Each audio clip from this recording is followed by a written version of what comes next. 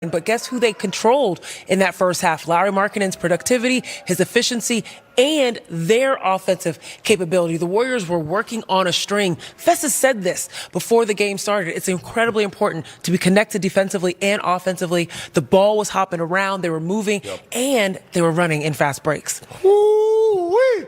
Sure feels good to get an easy win, huh, Bonte? It didn't look easy to start the game. Keontae George got the team going, got Utah going. They were off to the races early. I thought the Warriors did a great job responding in the second and third quarters. The Utah Jazz shot 70% for the three-point line in the first quarter. 70%. They were 7 for 10. The next quarter, they shot 18. The following quarter, they shot 11. This is the defense really strangling the Utah's offense, and the Warriors just got off to the races. The fast break points were incredible. Seeing them running, getting those easy buckets. Moses Moody got going. Steph got going. Jimmy got going in the half court. Buddy Hield. What about him off the bench? 20 points. I loved it. And this is what you want to see. You want to see an easy game like this. Not easy, but the Warriors got to play their style of basketball and get a win that was easy at the end. And it also starts with Steph, Zena. 4 points in that first quarter. 2 of 6 from the floor as you see him chilling with the family. He was wearing a Sabrina Ionescu's today. Always rocking. You see Sabrina in his personal box right there. Yep. But Steph Curry, 27 points from that point, got the 3-ball rolling, 6 of 13 from the floor. And really in the third quarter, he started putting on the show, Z. Yeah, Steph Curry ends up 50% from the floor overall. I mean, he was having fun out there, pulling up in transition, working on folks, making folks lose their shoes twice, I believe, throughout this night. I mean, Stephen was having a great time. And, of course, we saw Sabrina Ionescu in the building. She might be here to see her new coach, Chris DeMarco, as well. Good who catch. Was on the sideline, of course, for the Warriors. Going to join the New York Liberty, but that's another summer from now. I thought she just had a delivery for Steph. Here's some kicks, Steph. Why don't you rock these tonight? Oh, yeah. Why not? Is she also trying to poach Steph?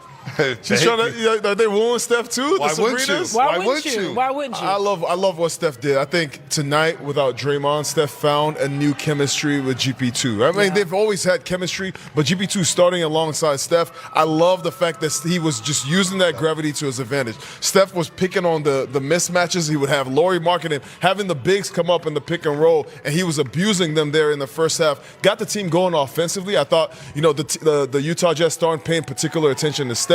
Then everybody else started eating. I thought GP2 did a great job of creating for other people using Steph's gravity. Can't sleep on Jimmy Butler as well. He scored basically 7 of the first 9 for the Golden State Warriors tonight. Overall, 18, 7, and 6. 8 of 11 from the floor. However, Young Glove made his presence felt. He stopped by with Fitz and Buki. Here's GP2. Gary Payton with a career-best 8 assists, the little big man. Without Draymond, without Al Horford, without Kuminga, you handled the things inside. Yeah, I'm just trying to pick up where Dre left off. We know he needed one tonight, so we had to make sure we had his back and, fly around and do pretty much everything that he does. How much do you push to run pick and roll with Steph? Because you're so good there, rolling to the basket, whether you're in the roll position or the dunker spot, making decisions out there, scoring at the rim. You can do it all. Yeah, he makes it pretty easy, He demands so much attention. If I get a hit on his guy, most likely, I'm going to be open. So it makes plays for me. It's easier to, let him do all the hard work and he hit me and I can hit somebody else that's open. You're going to like the behind-the-back pass to Buddy, streaking in for the layup, G. That was out of your career-best 8 assists. That was the slickest one for sure tonight. Yeah, to be honest, that was for Will Richard, but Buddy came out of nowhere. Shout out, Buddy. Talk to me about your defense tonight. Much more attention to detail, guys moving their feet, on-ball defense. The defensive rebounding was great. What have the discussions been like when it comes to your defense? Just continue to, be in the gap, show bodies, get out the shooters, and just fly around. Tonight we knew, Big Fella was going to be a big part of their offense. So, took on the challenge that Draymond would have took on and, be everywhere, cause havoc, disrupt him a little bit and, try to get stops and go out and run. How about being home? You're 6-1 in this building. The fans helped out after a bit of a slow start, but after all the crazy travel, what's it like just being at Chase and knowing you're here for a couple more games? It's nothing like being home. So we're going to enjoy it. And, get all the rest we can while we're home in our own beds and come out here and, put on a show for everybody. How much are you guys attacking the offensive glass and enjoying that part of the game? Because it seems like you kind of upped your level there and your intensity, and it seems like you're thinking about it a little more. Is that true? Oh, absolutely. Steve and the staff hit on it every day. Crash. it's a new league, so we got to crash. And then when we crash, good things seem to happen by the numbers. So we keep crashing, get second chance points, and I think we'll be all right. Hey, Gary, thanks for stopping. We appreciate it. Congrats on the career best 8 assists. There you go. GP2 in a career night passing the ball, the slickest assist of the night. The Warriors, the losing streak is over. No ties on Wednesday. Bring on the Rockets. The Dubs win it 134-117.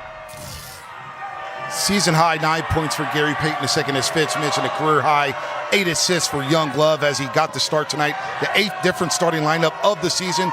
But with Payton George on the other side, Fezzi, Steve Curry electing to go defense first. Now, it didn't work out early on for the Golden State Warriors, but as time went on in this basketball game, you saw him tighten up things on the defensive end, and GP2 was in the mix. I think it took the Warriors a second, maybe a couple of timeouts for them to get used to GP2 being the facilitator on the offensive end. But once they got it, GP2 did an extremely incredible job getting off of the pick and roll with Steph, getting out, rolling to the basket, causing pressure on the rim. Steph would hit him. He would hit QP for a shot, for a dunk at the rim. Hit Moses Moody for the shot at the corner. He was doing a great job of just making himself a threat offensively, because normally if he stands on a three-point line, his man sags back. So he did a great job setting screens for Steph, got him going too. So GP2 was just a gem off the bench today for the Warriors.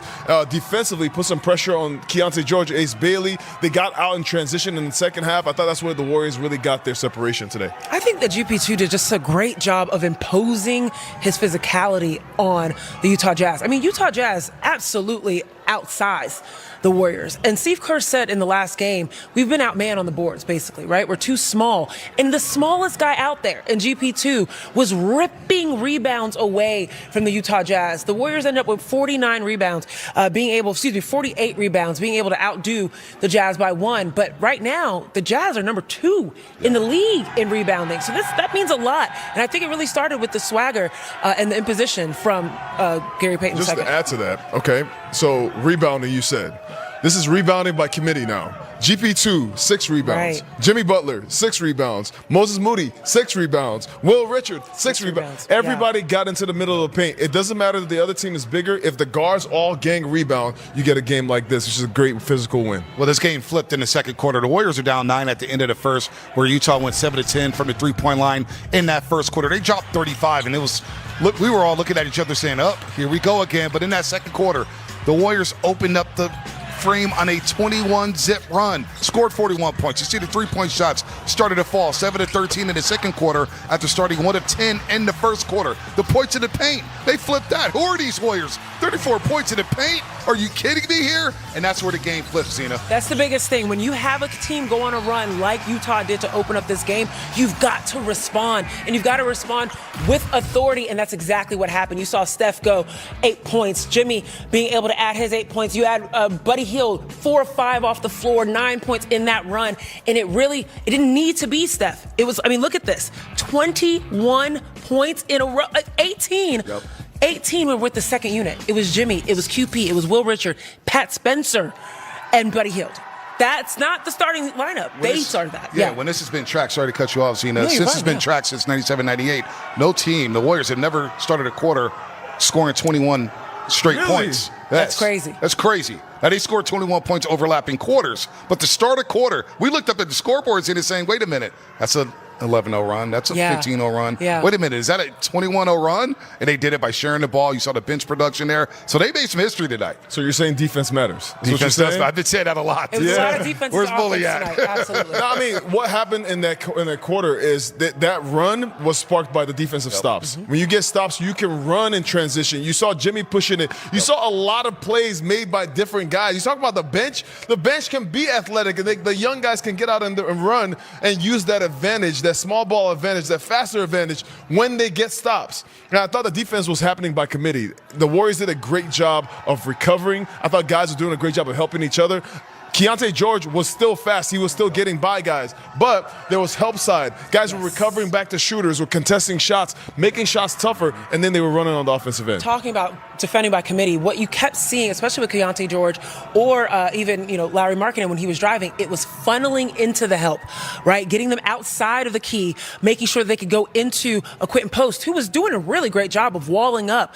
Whether it was TJD, whoever it was, the guards were doing such a great job of funneling them outside of the key to make sure they could go into help. Keyonte George, 15 first quarter points, scored 13 the rest of the way. And Larry Markkinen, 6 of 19 from the floor. The Warriors did a good job on Utah's big guns here. But Will Richard. Dub Nation, let's get it. Tonight at Golden State Warriors Nation News, we're riding high because the Warriors shook off a rough stretch and showed up in a statement fashion against the Utah Jazz, 134-117.